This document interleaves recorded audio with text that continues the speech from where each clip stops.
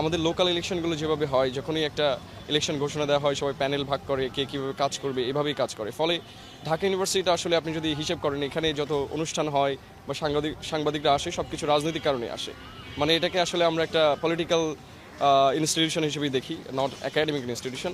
সেই জায়গা থেকে যারা ছাত্র ইলেকশন করবে তাদের তো আসলে প্যানেল থাকার কথা না। আমি একজন স্টুডেন্ট, সো আমি স্টুডেন্ট হিসেবে ইলেকশন করবো, আমার মতোই দাঁড়াবো। যারা স্টুডেন্ট আছে তারা মনে করে যদি যে এই মানুষটা আমাদের জন্য কাজ করতে পারে, একাডেমিক এক্সেলেন্সের জন্য কাজ করতে পারে, তাহলেই তারা ভোট দিবে। সো আমি মনে করি যে এখানে ওইভাবে প্রচারণা করে কাউকে জোর করে ভোট দেওয়ার মানে হচ্ছে যে এক ধরনের লোকাল ইলেকশনের যে প্যারাডাইম সেটা তৈরি করা এখানে। তো আমরা ঢাকা বিশ্ববিদ্যালয়কে ওইভাবে চিন্তা করছি না। অন্তত 104 বছর পরে আমরা যখন একটা অভ্যুত্থান করতে পেরেছি, সেই অভ্যুত্থানের পরে অন্তত শিক্ষা রিফরমেশনটা দরকার ছিল, এরকম একাডেমিক রিফরমেশনের দরকার ছিল, যেটা ইনস্টিটিউশন হিসেবে কাজ করবে, নট এ পলিটিক্যাল ইনস্টিটিউশন, যেখানে এরকম গ্রুপিং করে জিএস করে এরকমভাবে কেন ইলেকশন করতে হবে, আই ডোন্ট নো। সো আমি আসলে ওভাবেই চিন্তা করছি না বিষয়টা যে আমাকে এভাবে রিচ করতে হবে। যারা আমাকে পছন্দ করবে, আমার কথা পছন্দ করবে, তারা নিশ্চিত আমাকে ভোট দিবে বলে আমি আশা করি।